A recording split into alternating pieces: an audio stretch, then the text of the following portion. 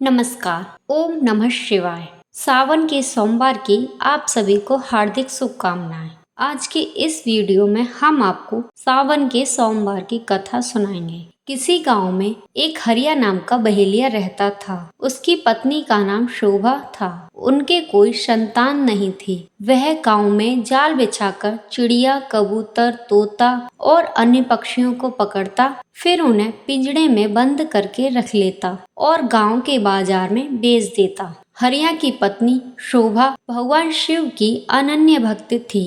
वह दिन रात भगवान शिव की पूजा करती रहती थी। शोभा अपने पति के काम से खुश नहीं थी। एक दिन उसने हरिया से कहा, सुनो जी, तुम जिन पक्षियों को पकड़कर बेचते हो, इससे उन्हें कितनी तकलीफ होती होगी। उसकी बात सुनकर हरिया हंसने लगा और उसने कहा, तुझे कैसे पता इन्हें तकलीफ होती होगी? इन्हें बाजार में बेचने से मुझे अच्छे पैसे मिलते हैं। यह सुनकर शोभा रोने लगी और बोली, आपको शायद यह नहीं पता कि इन भोले बेजुबान पक्षियों की हाय हमें लग रही है। इसी कारण हमारे कोई संतान नहीं है। मैं दिन रात भगवान शिव की पूजा करती हूँ, लेकिन फिर भी हम संतान के सुख से वंचित हैं। तब हरिया ने कहा, मैं यह सब नहीं मानता हूँ, तू भी इसके बारे में सोचना बंद कर दे। यह कहकर हरिया पक्षी पकड़ने चला जाता है। शाम को हरिया पिंजड़े में पक्षियों को लेकर आता है और झोपड़ी में रख देता है। अगले दिन फिर से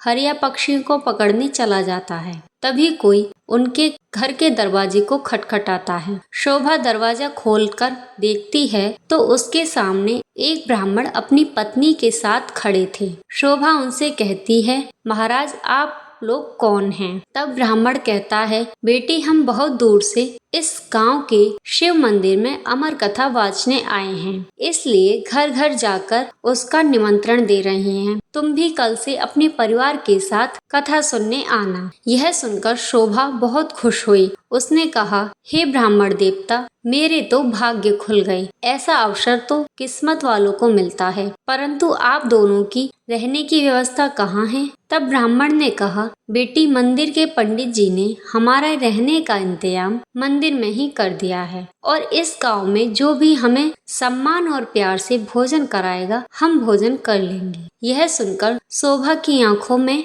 आंसू आ गए और उसने रोते हुए कहा, महाराज मैं बहुत गरीब हूँ, लेकिन मेरी इच्छा है कि आप जब तक इस गांव में हैं तब तक आप मेरे घर भोजन करें, परंतु मेरे घर में रूखा सूखा है जो आपको पसंद नहीं आएगा। यह सुनकर ब्राह्मण की पत्नी बोली, बेटी तुम चिंता मत करो, यदि तुम्हारी इच्छा है हमें भोजन कराने की तो हम हर दिन तुम्हारे घर में ही भोजन करेंगे।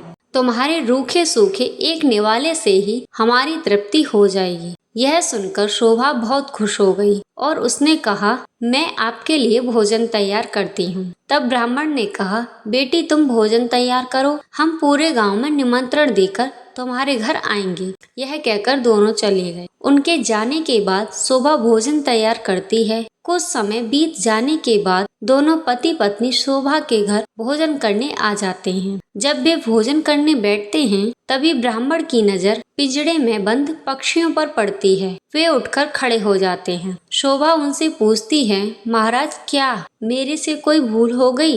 ब्राह्मण ने क्रोधित होते हुए कहा, तुमने इन बेजुबान पक्षियों को पिंजरे में कैद कर रखा है, हम तुम्हारे घर भोजन नहीं कर सकते। तुम भगवान शिव की अमर कथा सुनना चाहती हो और उनके प्रिय कबूतरों को तुमने कैद कर रखा है। यह कहकर वे चल देते हैं। शोभा उनके पैर पड़ती है और कहती है, हे ब्राह्मण देवता, मेरे घर से रुष्ट होकर ना जाइए, मैं तो वैसे भी संतान के सुख से वंचित हूँ। अगर आप भी बिना भोजन किए चले गए तो हमारा सर्वनाश निश्चित है। यह पक्षी मेरे पति ने पकड़े हैं, मैं अभी इन्हें आजाद कर देती हूँ। यह कहकर वह बाहर जाकर सारे पक्षियों को आजाद कर देती है। यह देखकर ब्राह्मण अपनी पत्नी सहित भोजन करते हैं और शोभा को सौभाग्यवती और पुत्रवती होने का आशीर्वाद देकर चले जाते हैं। शाम को जब हरिया आता है, वह पिंजड़ा खाली देखकर शोभा से पूछता है कि सारे पक्षी कहाँ गए। तब शोभा उसे सारी घटना बता देती है। हरिया गुस्से में कहता है, मैं इतनी मेहनत से पक्षी पकड़कर लाया था और तूने सब उड़ा दिए। आज के बाद किसी को भोजन पर मत बुलाना। तब शोभा कहती है, मैंने तो उन दोनों को 7 दिन का न्योता दे दिया है, अब मैं पीछे नहीं हट सकती। उन्होंने मुझे सौभाग्यवती और पुत्रवती होने का आशीर्वाद दिया है। अमर कथा बाँचने वाले सच्चे ब्राह्मण का आशीर्वाद कभी बेकार नहीं जाता। अगर उन्हें भोजन नहीं कराया और उन्होंने गुस्से में श्राप दे दिया तो हमारा सर्वनाश हो जाएगा। आप केवल 7 दिन तक पक्षियों को मत पकड़ना, बाद में जो चाहे करना। हरिया को हार मानकर उसकी बात माननी पड़ी। वह बेमन से 7 दिन तक घर पर ही रहने लगा। हर दिन ब्राह्मण और उसकी पत्नी भोजन करने आते। उनके आने से पहले ही हरिया घर से चला जाता। उसे यह सब पसंद नहीं था। शाम के समय शोभा कथा सुनने जाती।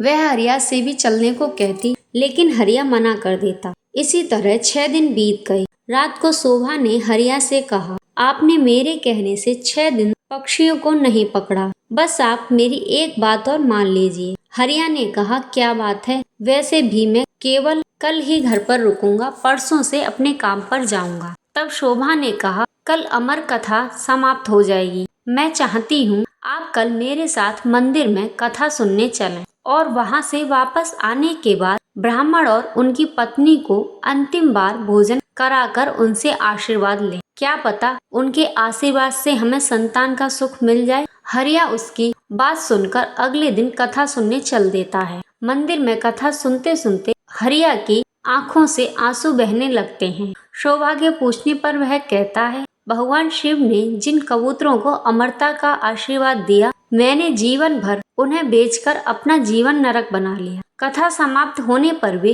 दोनों घर आ गए। हरिया का मन निर्मल हो गया। उसने शोभा से कहा, मैं आज से ही यह काम छोड़ दूंगा और मेहनत मजदूरी करूंगा। कुछ देर बाद ब्राह्मण और उनकी पत्नी भोजन करने आए। हरिया ने उनका स्वागत किया और उन्हें भोजन कराया। उसके बाद हरिया ने अपने मन की सारी बात उनके सामने रख दी। तभी ब्राह्मण और उनकी पत्नी भगवान शिव और माता पार्वती के रूप में प्रकट हो जाते हैं। भगवान शिव कहते हैं, तुम्हारी पत्नी की भक्ति देखकर हम संतान सुख देना चाहते थे, किंतु तुम्हारे पाप के कारण यह संभव नहीं था, इसलिए हमें तुम्हारा मन बदलने के लिए भेष बदलकर यहाँ आना पड़ा। यह सुनकर दोनों पति पत्नी रोने लगे और उनके चरणों में गिर जाते हैं। भगवान शिव और माता पार्वती ने उन्हें पुत्रवती होने का आशीर्वाद दिया और अंतर्ध्यान हो गए। भगवान शिव के आशीर्वाद से उनके घर एक सुंदर कन्या का जन्म होता है।